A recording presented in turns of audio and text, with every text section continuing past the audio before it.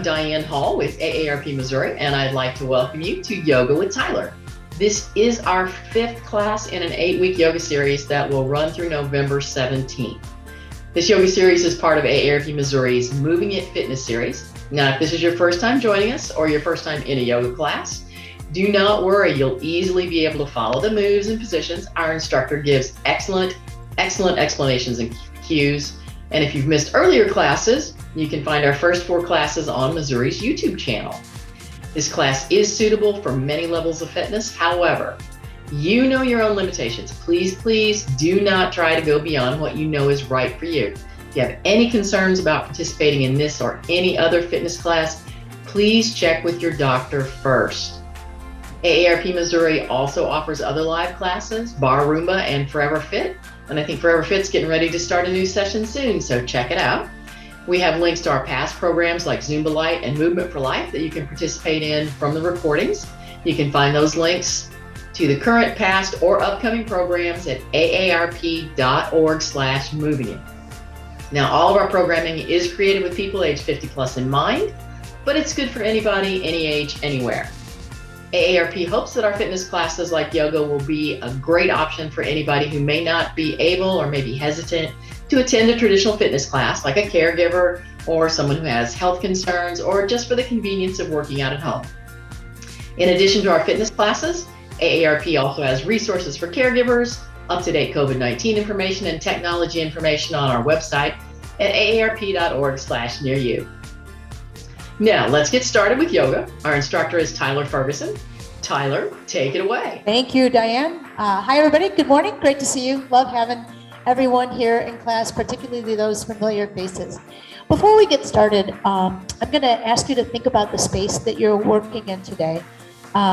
Whether or not you have a mat, I'm going to refer to this as the long edge of the mat. So these long edges and the short edge of the mat.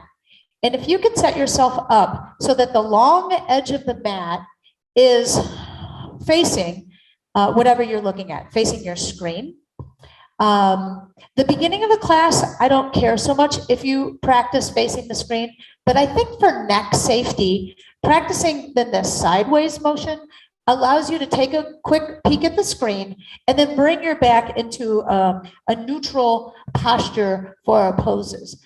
Particularly, we're going to get into some spinal extension poses later on in class. And at that point, it's going to be really important that you're not straining your neck to look up at the screen to see what I'm doing. So you can consider doing that now. I'll cue it again one more time in class if you prefer to do the other exercises with the short edge of your mat forward. Okay, today is our 5th class in our series exploring the 7 energetic centers of our body. Our energetic centers exist in our subtle body along the spine, but they overlap or align with dense nerve bundles, collections of nerves, and the nearby skeletal and muscular systems, along with the tissues, organs, and other glands are affected by the nerves in these energetic centers. Today's energetic center is the throat. So moving up from the base of the spine, our root, sacral, solar plexus. Last week was the heart. Oop, there it is, the heart. And this week we're working on the throat energetic center. As you can imagine, this relates to areas of communication, your ability to speak your truth, self-expression. It also has to do with not only hearing others, listening patiently, but being heard. Our thyroid gland is also in this area. So this is an opportunity to do movements that can stimulate our thyroid. Our thyroid's responsible for our metabolism, and then our parathyroid is responsible for regulating the amount or participating in regulating the amount of calcium in your blood. So those are the systems associated with the throat energetic center that we're going to explore today. Before we get down to our back and begin with our breathing, I want to share a mudra, a hand mudra with you today. So for today's hand mudra, I chose one that you can do while laying down. So I'm going to show you sitting up, and then you can try it again laying down. Palms are out, ring finger touches the thumb, middle finger touches the thumb, index finger touches the thumb. Pretty easy one. But right now you can contemplate how much pressure each fingertip is putting into the thumb. how much pressure the thumb is giving back, and then extend your pinky finger long. And what I notice when I've been doing mudras lately with all of you is that I have a lot of connection to this pinky, my left pinky, and my right pinky does not know what's up. It cannot figure out how to straighten out. So there's some awareness for me in taking this hand mudra. So we'll take this mudra again when we lay down. And I would usually when I cue laying down to start breathing, I just have you go back. Before you lay down, bring your block, keep it close by where you can reach it when you lay down. And if going straight back doesn't work for you, turn your knees down sideways and then begin to slide your bottom arm long coming down to your side, and you can rest your head. This is our Shavasana B position, and you might recognize this as the position we take when we exit Shavasana. So we're just reverse engineering, going down, and then roll onto your back. When you arrive on your back, sometimes the low back can feel a little assaulted if the legs are extended right away. So feel free to keep the knees bent and the feet flat on the floor, which will create some slack in your back line.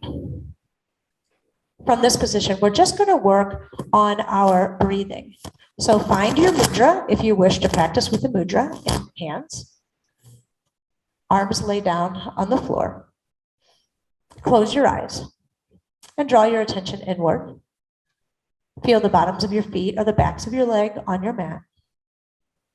Feel the backs of your hips on the mat, the space between the shoulder blades, and the back of your head. Back of your arms, and back of your hands, our wrist. Bring your attention inward by breathing in through the nose, noticing where the breath lands in your body. Continue to exhale through the nose when possible, but it's okay to exhale through your mouth. As you inhale and notice where the breath lands in the body, see if you can take the breath deeper down into your abdomen. And you might experience this sensationally by feeling the belly button rise away from the spine and fill up as you inhale. Likewise, on your exhale, the belly button might draw, or the navel might draw closer back to the spine as the air passes back over the throat and out the nostrils. As you begin to consciously breathe and affect the way you're breathing, notice how the air passes across the back of the throat. Notice how it feels. Notice if there's a sound associated with the air passing across the back of your throat.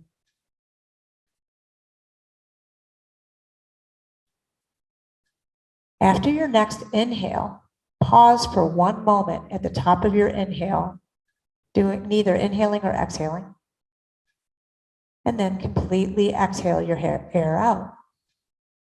At the bottom of your exhale, pause for a moment or two before inhaling back in. Inhaling, suspend the inhale for a moment at the top. Exhale, suspend the exhale for a moment at the bottom. Continue breathing in this way so that you've turned your inhales and exhales from 2-part breath into 4 separate parts of breathing. Inhalation, retention, exhalation, suspension. As you're managing your inhale and exhale, you can bring your awareness to the mudra occasionally, helping you stay in this moment of breath work. After your next round of 4-part breathing, separate or eliminate the pause at the top and the bottom of your breath and simply move back into 2-part breath, the inhalation and the exhalation.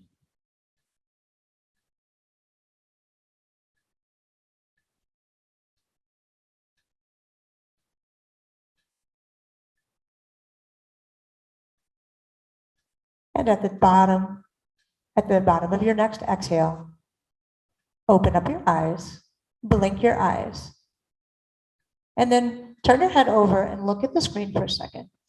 And if you have a prop nearby, grab your prop. We're going to do this at the end of class, but I just want to practice it right now so it's familiar to you. We're set up right now if the knees are bent and the feet are on the ground for bridge pose. So press the hips up into the air and place the block under the fleshy parts of your backside so that when you bring your hips back down on the block, it's resting on that hard part of your tail or the bottom of your spine, your sacrum. And then if it's not comfortable, lift up and adjust it. You don't want it pressing into this curvature of the lumbar spine. So maybe lift up and adjust, and lift up and adjust and relax, and see if you can find a place where you can let go, find a little comfort, and maybe even play around with lifting a leg, draw navel to spine when you do. Lift a leg, draw navel to spine when you do. This is just a little practice before we get to this at the end of the class. All right, let's lift up our hips. That's how you exit. Slide your prop away and keep it at the side, and we'll refer to it later in class. We're going to begin class on hands and knees today. So reverse engineering, drop the knees over to the side, completely roll over into your side body, take your top hand and press yourself back up to your tabletop position.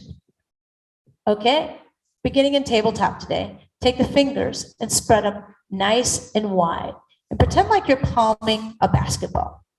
So look down, see the space between your fingers, and feel each pad of the finger gripping the earth. Allow the elbows to bend out to the sides, and noticing the creases in your elbows, rotate the creases to the front of the room, slide the shoulders down away from the ears, and draw your navel up towards your spine. We'll begin today with cat-cow breath. Slightly bend the elbows, pull your heart and chest down to the floor, lift your eye gaze, opening up your throat, inhale. Exhale, push the floor away, draw the chin to the chest, cat pose. Let's make this more flowy today. Inhale, cow pose, open up the throat, push the ground away, exhale, round the back to the ceiling, draw chin into chest, cat pose. Continue flowing this movement, cat to cow, without my breath cues. See if you can flow this movement with your breath cue, bringing your awareness to the massage you're giving to your throat space by opening and closing the throat, stimulating the thyroid and parathyroid, bringing blood flow to this area. Bring yourself into stillness now. We're going to explore a little option for moving cat-cow. Bring your forearms down to the ground and send your hips back into child's pose. Keep your forearms down on the ground. Think about what cow pose feels like. Lift your hips, elbows are down. Scoop your heart forward in cow pose.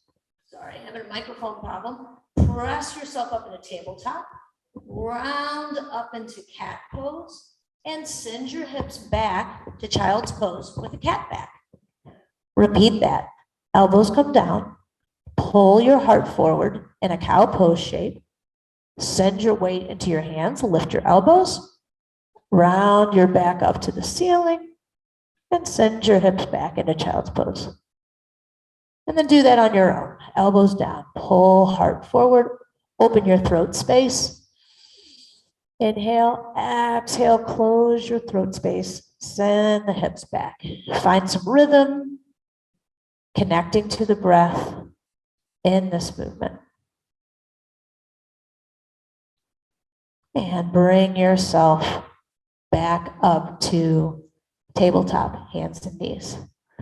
All right, we're going to do a fun little move today. It's called lion's breath. So this is a great exercise for your tongue and your throat. And it also can be just kind of fun. So take your hands, bring them down on the ground. Take an inhale through the nose. Exhale. That's right. I'm not even kidding you. Stick your tongue way out. Let's do this 3 more times. Inhale through the nose. Exhale. Look right at the tip of your nose when you do it. Yep. Inhale through the nose. Maybe look at your third eye space when you exhale. Good. 2 more. Inhale. Open up your mouth. Stick out your tongue. Feel the sound. Feel the air moving over your throat as you do it. Last time. Inhale. Through the nose. Exhale out through the mouth. Send your hips back into child's pose. So that's a great way to move the muscles in the throat and the mouth. If we think about the muscles of our face, we don't think about exercising them much, but maybe you felt some stimulation and some awakening in the face as you practiced lion's breath. Come back up to tabletop position. We're going to work on some options for downward facing dog today. We just came out of child's pose. One option for you is puppy pose, where the hips, rather than moving back to the heels, they stay stacked over the knees. We did this last week in our heart opener, and the arms walk forward, and you can feel the chest open up in puppy pose.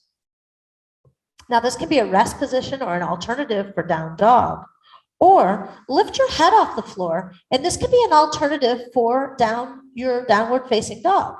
So we just made the legs shorter in downward facing dog. Notice that my head is not resting on the ground. Biceps are in line with the ears, but notice the activation in the hands here. Press your fingertips into your ground, draw navel into spine. See if you can find external rotation in the hips by externally rotating the knees in the ground rather than the feet. Slide shoulders back and away from ears, externally rotate shoulders, press fingertips into the ground.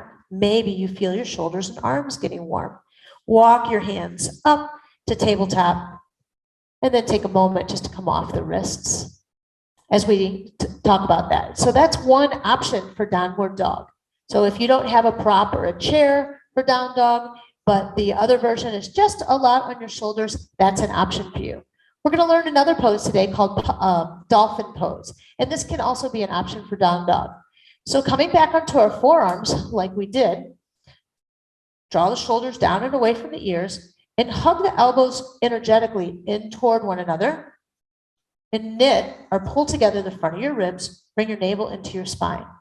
Curl your toes under and send your hips up in the air like downward dog. Notice where your ears are relative to your biceps.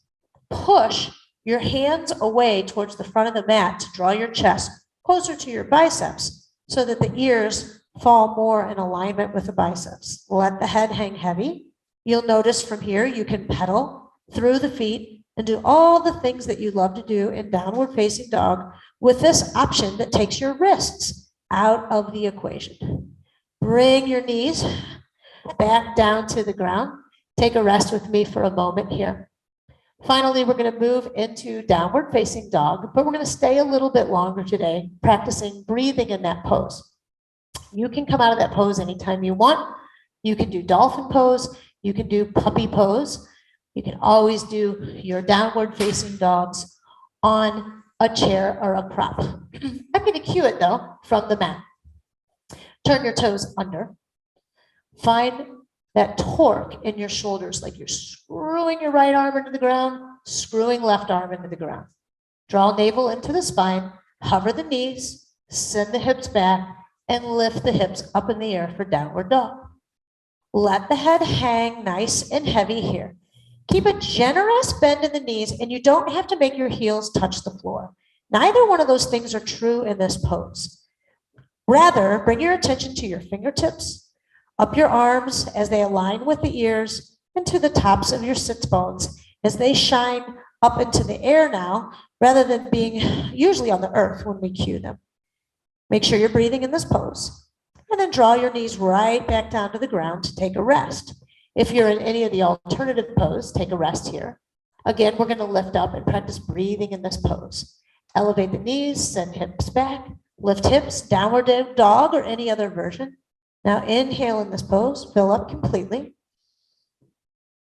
Exhale, let it go. Keep screwing the hands into the floor, feeling the shoulders externally rotate. Shake your head yes and no. Keep breathing here. Option to lower your knees at any time and rest in this pose, particularly as you start to feel fatigued in the wrists and hands. We're going to do this pose one more time, and then I'm going to cue walking, coming to mountain pose, coming to standing out of the pose. So come to standing whatever way works best for you.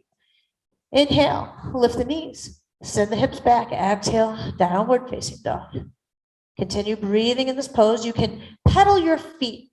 So what that means is take one heel, reach it toward the ground, but let the other knee bend a lot. So maintaining some slack in your posterior chain, and then switch it up.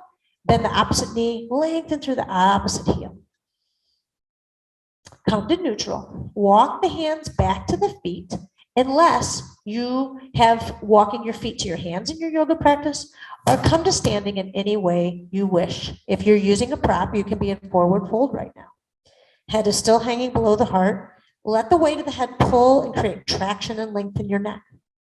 To exit, place the weight in your heels. Drive the heels into the floor. Feel your glutes turn on as you chest up. Circle sweep the arms up. Reach your arms up. Send your hips forward. Engage glutes. Look up. Inhale. Exhale, arms down to your sides. All right, good morning. Welcome. Mountain pose. Come to standing at the top of your mat. Find your mountain pose. I'll give everyone a moment to get there. Feet or hips distance apart. Remember, we want to take this opening space in front of our hips, and we want to take that pitch out of there and really lengthen and open up the front of our hips, and then support that by firming our glutes. Lift and lengthen through the spine. Building up a little heat myself, lift and lengthen through the spine. Shrug the shoulders up to ears. Then slide them down the back again and open up your palms. And notice what that feels like in your shoulders. If by turning your palms forward, you feel more broad across the shoulders here.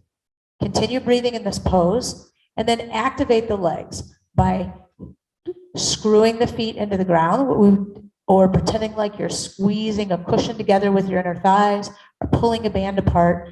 However, you can activate more musculature in your legs. Place your hands right on your chest. Take your eye gaze and just turn it so your chin isn't aligned with your shoulder. Then bring your eye gaze back to center, turning it the other way. Now, if you've done movement classes with me before, you know this is straight out of our mobility series. Mountain pose, just working on some cervical spine or some neck mobility. But this is a great way to bring some blood flow, movement, range of motion, just simply rotating side to side. Come back to the center with me. We'll take one more little neck exercise. Drive your knuckles down to the ground. Draw your right ear down to your right shoulder. Pause here with me and breathe.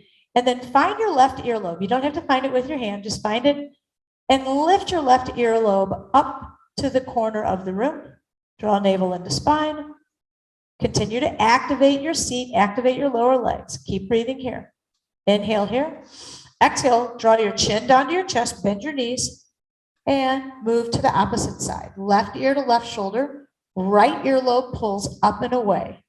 Breathe here, find full activation of this pose. Take an inhale here. Exhale, chin down, bend your knees. And right ear goes to right shoulder. Left earlobe pulls up and away. Take your breath and switch. Left ear to left shoulder. Right earlobe pulls up and away. By driving the knuckles down, I'm taking the shoulders away from the ears. Last time, chin down and switch. Move with your own breath. On your exhale, you can chin down and switch. Finding this pose, final time. And to exit, chin down and switch, come back to center. So a little neck mobility to continue to bring blood flow to this throat space and bring strength to the neck space. Okay, this is where we want to turn the mat sideways to the computer, or at least if you're just working on your floor, think about the side or the long part of the mat facing the computer. We're going to move into Warrior Two again today. So toe heel, your feet wide, coming into your straddle stance. So if it's comfortable for you, you're bringing your feet a little bit wider than your shoulders. So let's take a star pose here and try to turn everything on. So pack the shoulders, but open up the chest. Drive your fingertips to opposite sides of the room. Push your hips forward a little bit to find full extension. Turn on the glutes, draw navel to spine, and then slightly pull the feet toward one another, but they don't move. It's just an energetic pull. Lift and lengthen through the spine. Breathe here. Lots of instruction, lots of cues, but keep breathing. Exhale, bring your hands down to your waist and take a break here.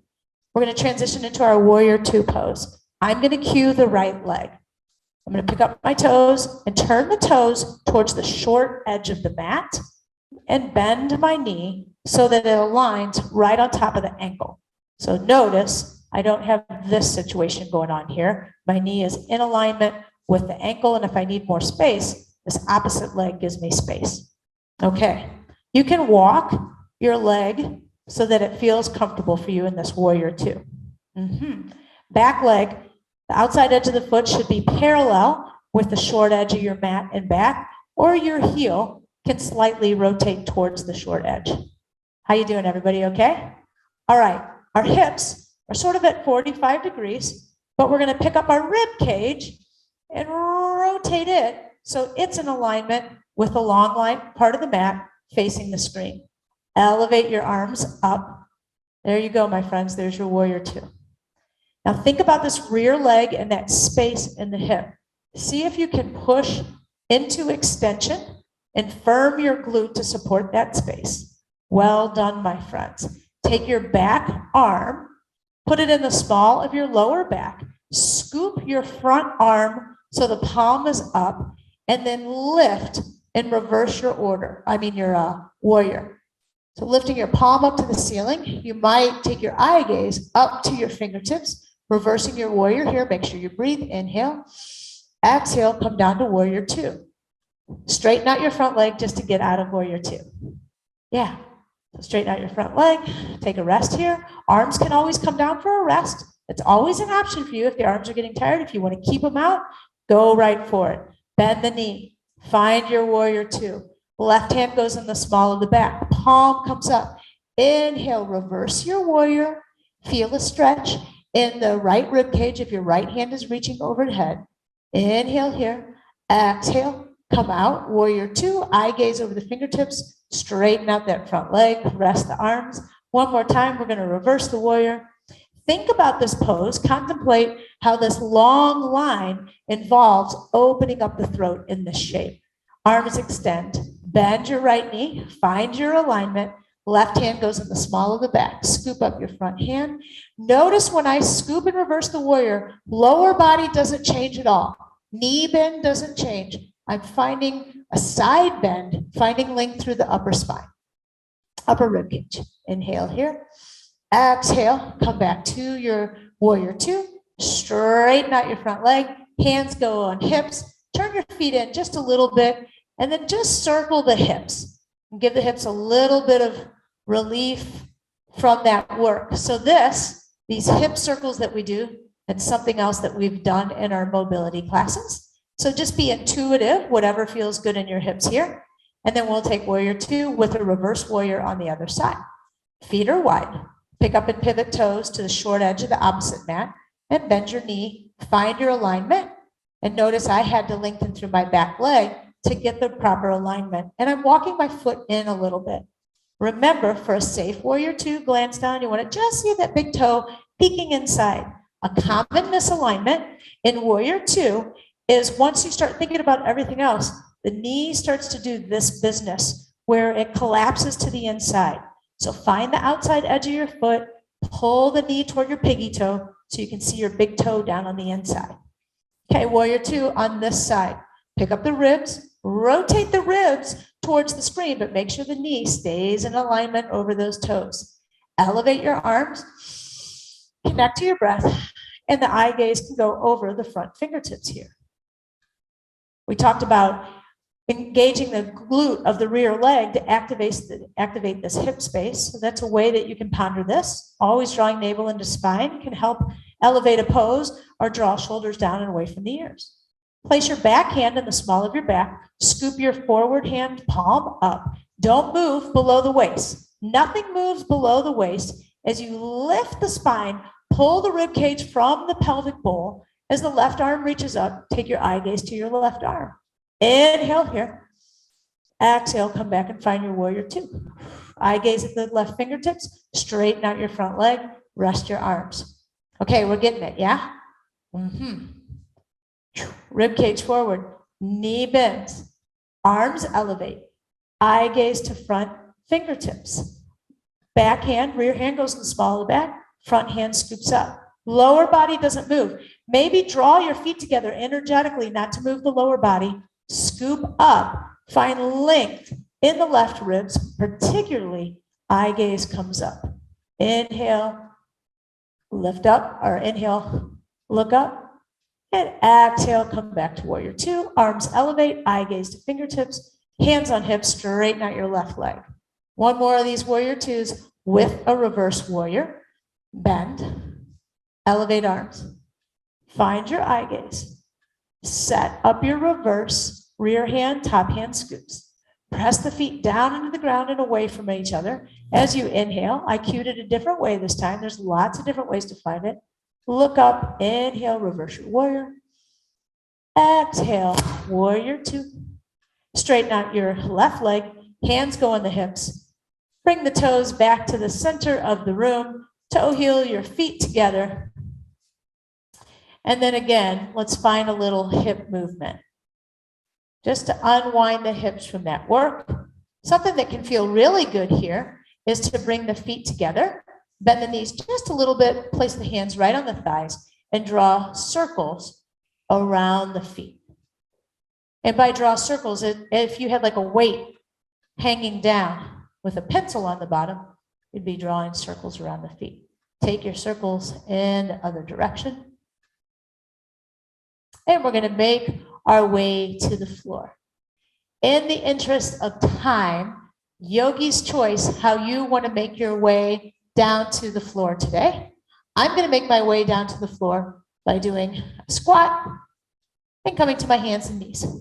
You guys can come down there any way you wish, but I'm going to invite you to come all the way down to your belly today. We're going to put the spine in some extension today. And there are a lot of rules associated with coming to extension. As you make your way down to your belly, here are some things I want you to keep in mind.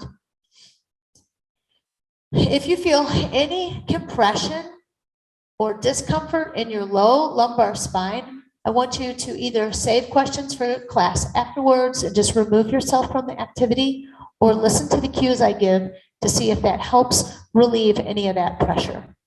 So the three rules when we're working in any of these back extension moves are: rule number one, feel where your navel touches the mat and pull your navel up and away from the mat. So that's just another way of saying turn on the abdominal muscles, right? So you can feel that you've braced through your abdominal muscles. Now engage your glutes to support the abdominal muscles pulling up and away. You can even maybe feel your tail lengthening down to your heels. So hopefully that takes any compression out of the low back. The third piece will come up to Sphinx pose. So the elbows are resting directly under the shoulders and the arms are forward just like we did in dolphin. The third piece of protecting the low back is using your lat muscles. So draw the shoulders down the back and then pull the elbows towards the hips. Keep drawing navel away from the mat and turning on your glutes. As the elbows pull back to the hips, find length in your spine as you subtly pull your chest towards the front of the mat through the elbows. If you ever feel compression in the low back, go back to belly button, glutes, and lats. Breathe here. And begin to lift your eye gaze and open up the front of your throat. Big breath in. Exhale, lower yourself down. So spinal extension is a great way to counteract your forward rounding shoulders from desk work. Let's come to a cactus shape in our arms. So my elbow is directly out from my shoulders, and then I have the forearms down like we did before in cobra dolphin pose. Take your left ear and bring it down to the mat. Just rest here and let this passive stretch get a little bit more rotation in the neck. If you have glasses on, this can be a little uncomfortable, so you might take your glasses off. And then if you're feeling like you want a little bit more, lift your head, turn your ear more to the floor and rest your ear down a little bit more. Draw shoulders away from ears here and allow this passive neck rotation exercise to take place. So we actively rotated when we were standing in mountain pose, and now we're just letting gravity do some work for us. Lift your head up, turn it back to neutral, put your forehead down, take a moment to get everything organized, reorganize the low belly, turn on the glutes, lift the head and turn your other earlobe down to the floor, rest your head completely on the floor. Cactusing arms and trying to let gravity do a little additional deeper rotational work for you. Continue to breathe. Even though we're not straining or holding a particular pose, you want to continue to breathe. You have the option of lifting your head, getting deeper onto that ear, releasing and letting go here.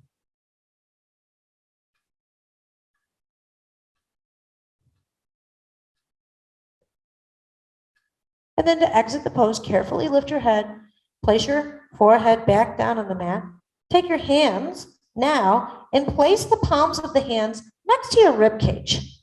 So below the space of your armpits, but above the space of your belly button. And as you press your palms on the ground, the fingertips are facing your chin. Draw your elbows, pull your elbows towards your heels. And notice how your back muscles turn on when you do that. Pull your elbows toward one another in the middle of the body. Feel how the chest broadens and opens up. So release all of that. Release the activation in the elbow. See how the shoulders get heavy to the mat? Try it again. Pull elbows back to the heels and toward one another. The chest opens, and you can see how the chest begins to float off the ground. Draw navel to spine, squeeze glutes. Lift head and peel up shoulders. Baby cobra here. You can look in the screen, see I'm barely up. See if you can lift your hands up. Keep drawing elbows back. Keep drawing navel to spine. Here's your baby cobra. Another in our back extension series. Hands go down, forehead goes down. This time we're going to transition baby cobra into a bigger cobra. Elbows back and in, navel to spine, turn on glutes, forehead comes up, shoulders peel up, push into the hands to get deeper into your cobra. Keep drawing navel in, inhale here, keep breathing. Exhale, lower down. We're going to do this one more time, but we're going to transition to tabletop. Elbows back and in, belly button turns on, turn on your glutes. Forehead comes off the mat, shoulders come up off the mat, push into your hands, push up onto your knees, and come to tabletop position. Well done, my yogi friends.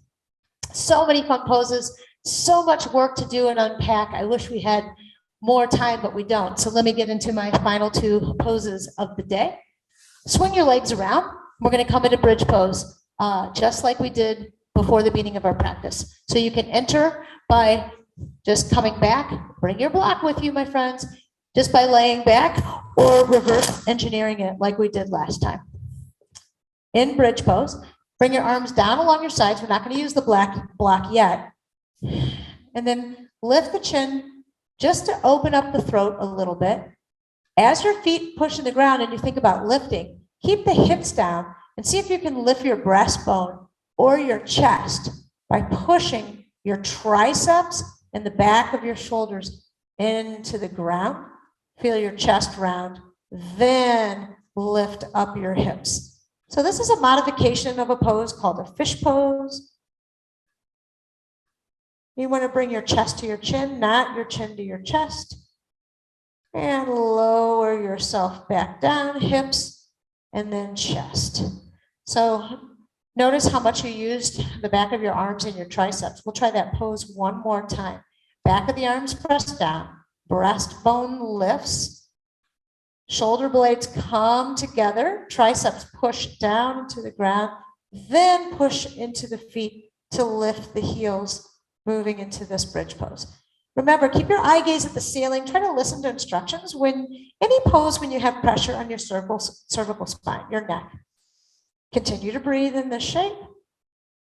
And then lower the hips and lower the chest back to the floor. All right, this is the juicy stuff, my favorite stuff. This is our modification for shoulder stand, our legs up the wall. So grab your block, lift the hips, place the blocks under the hip, block under the hips, or your pillow or blanket, whatever, a rolled up blanket will work. And then allow weight to come back down and just notice if this is going to work for you. If this doesn't work for you, you can always put your feet down, adjust it, or just pull it out. All right? So that's where we are. So assuming that you're comfortable in this position, draw your right knee into your chest. Now, when you do that, first of all, your knee is not going to go as far. All right? And when you do that, you might find that you need a little adjustment. And then the foot that's on the ground, start to scooch that foot long.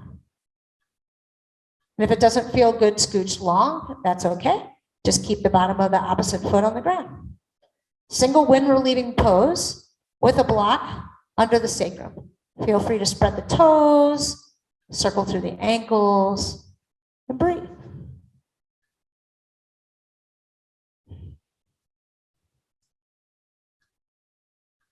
Release the bind on your right shin. Bring your hands down to the floor for stability and slide your left heel back up, left foot back on the ground. Put your right foot back down. Draw your left knee toward your chest. Take a bind either on top of the shin or behind the hamstring. Take a moment or a breath or two to notice how this feels. And then scooch your opposite leg long. So you're really allowing your hip to get into full extension here. So we're just flirting with our back bend here. Continue to breathe and then play around with spreading toes, circling ankles. So doing a little ankle mobility while we're in this pose. And then to exit this pose, listen, keep your left knee pulled into your chest, slide your right heel, and then bring your right knee into your chest. From here, start to lift and extend the knees and the bottoms of the feet up to the ceiling and bring your arms out to your sides to support you. Well, this is called legs up the wall in the middle of the room with the prop. You could do this and use a wall to support this. This is a really great modification for shoulder stand. So this is an inversion. So this allows blood flow to get to, if you think about how we stand, blood flow to get to the areas at the top of the body by being in this inversion. You can draw toes back to shins, push through heels, play with straighten out the legs, or just soften and enjoy the tingly feeling of having your legs elevated in the middle of the room. I'd love to keep you here for several minutes, but due to time constraints, we're going to have to exit this pose. Now, if you choose to stay in this shape in your Shavasana, feel free to go to do that. But to exit the pose, simply bend the knees back into the chest, place one foot down on the ground, then the other foot, lift your hips, take your block out. By the way, you can do this pose without a block under you. You can try it right now. You can do it without a block under you. It can just, the block really helps you get your legs up there. So that's totally an option. Let's move into our final relaxation. Corpse pose is the shape that most of us will take for our final relaxation. You can always have the option of keeping the knees bent. Actually, before you take your legs long and get into corpse pose, let's do a little twist. Take your feet wide on the mat, arms come out like a T. Let both knees fall over to the right side. Completely surrender with the hips falling over to the right side. Breathe into this shape. And then draw the navel to the spine as the the knees come back up to center. And then let the knees fall over onto the other side. Again, take a deep breath into this shape. Inhale and exhale. Draw navel to spine. Bring the knees back up to center. From here, the knees can fall in and just rest on one another, and you can take your Shavasana in that shape. Or you can slide your legs long for your corpse pose. Soften your eye gaze or close your eyes once again and bring your neck to neutral so that if your eyes were open, you would be looking at the ceiling. Allow the breath to naturally become more shallow as you devote less time thinking about the inhales and the exhales. In this time of stillness and final relaxation, thoughts might drift into your mind. And it's not your job to block thoughts from entering into your mind. Rather, what you can do is contemplate how you react to those thoughts. Can you let the thoughts drift in? And can you practice the art of not attaching to those thoughts and letting them drift right out? Finding contentment and peace in this final shape.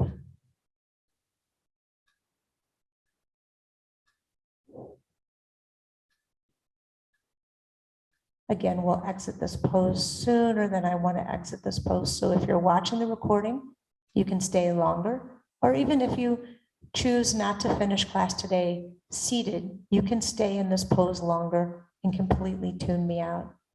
If you'd like to finish class sitting together, start to find movement in your fingers and toes and wrists and ankles. Allow the breath to become deeper and maybe even move ears side to side on the mat, finding movement in your neck. Bend the elbows and start to slide the heels back up so the knees come closer to the body. And reverse engineering this pose. Drop knees down to side and come to Shavasana B or the fetal position shape. Let your head rest in this shape, making a little pillow for your head on the bottom arm. Take one moment here to think about a cue or an activation or a pose that felt beneficial to you today. And also take a moment to thank yourself for carving out this time for your wellness practice. Use your top arm. Press yourself back up to a seat. And if you choose to finish class seated, we'll find this seat together. The throat energetic center is what we studied today. Thank you for joining me in this throat opening sequence. If you want to visit your hand mudra one final time, and allow your hands to rest on the top of the knees and lift and bring attention to your throat space one final time.